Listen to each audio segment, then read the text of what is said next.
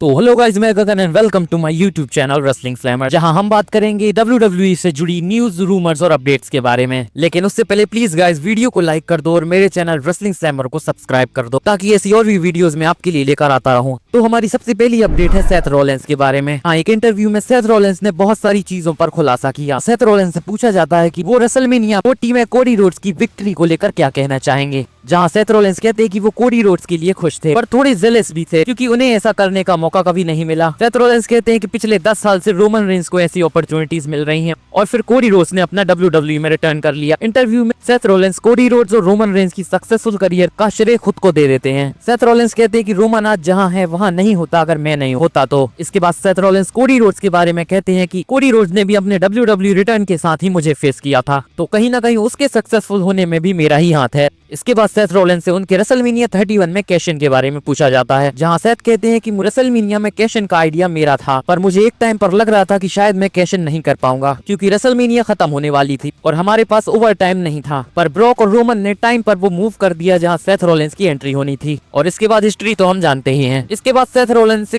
CM Punk के return और उनके रिएक्शन के बारे में पूछा जाता है। सेथ रॉलिंस सीएम पंक को सेल्फिश बताते हैं और कहते हैं कि उस रात रेंडी ने भी रिटर्न किया था और हमने इतना अच्छा मैच डिलीवर किया, लेकिन सीएम पंक ने आकर सारी लाइमलाइट ले ली और क्योंकि शिकागो उसका होम टाउन था तो सब उसके लिए चैंट कर रहे थे और सब हमें भूल ही गए। इसी के साथ सेथ रॉलिंस कहते हैं कि उन्हें कोई आइडिया नहीं था कि सीएम पंक उस रात रिटर्न करने वाले हैं। इसके बाद सेथ रॉलिंस से उनके रिटायरमेंट प्लान के बारे में भी पूछा जाता है, जहां सेथ रॉलिंस कहते हैं कि वो अभी 38 इयर्स के हैं और जून में 39 के हो जाएंगे और WWE के स्ट्रिक्ट शेड्यूल पर काम करना आसान नहीं होता, पर फिर भी मैं लाइट शेड्यूल पर WWE में काम करने के लिए रेडी हूँ और देखते हैं कुछ सालों में मेरा फ्यूचर क्या होने वाला है। चलिए नेक्स्ट बात करते हैं रॉयल रंबल के बारे में। रॉयल रंबल 2025 के नए बैटिंग ऑड्स आए हैं। बैटिंग ऑड्स में ज्यादा कुछ चेंजेस तो नहीं हुए हैं और अभी भी रॉयल रंबल को जीतने के सबसे ज्यादा चांसेस जॉन सीना के ही हैं। उनके बाद CM Punk, the rock, Roman Reigns और सेथ रॉलिंस हैं। इसी के साथ रिपोर्ट्स है कि WWE रॉयल रंबल में पुराने विनर्स को लेकर आने वाली है। में रिक फ्लेयर और हल्क होगन जैसे कई नाम हैं।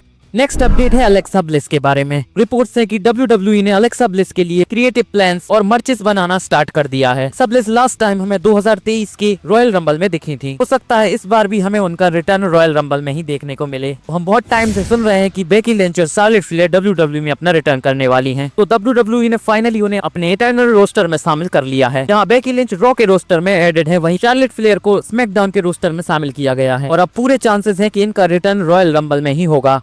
तो फाइनली WWE ने रॉ की नेटफ्लिक्स प्रीमियर की रेटिंग्स निकाल दी हैं, जहां WWE ने ग्लोबली 4.9 मिलियन की व्यूअरशिप हासिल की है, जिसमें से 2.6 मिलियन सिर्फ यूएस की है। WWE ने रॉ की नेटफ्लिक्स प्रीमियर पर बहुत कुछ बुक किया था। देखते हैं WWE इसे आगे भी कंटिन्यू कर पाती है कि नहीं। बाकी अगर आपको ये मेरी वीडियो अच्छी लगी हो तो इसे प्लीज लाइक कर दो और मेरे चैनल रेसलिंग स्लैमर को भी सब्सक्राइब कर दो क्योंकि मुझे अभी आपके सपोर्ट की जरूरत है और बेल आइकन को भी दबा देना ताकि मेरी वीडियो की अपडेट आप तक पहुंचती रहे। धन्यवाद।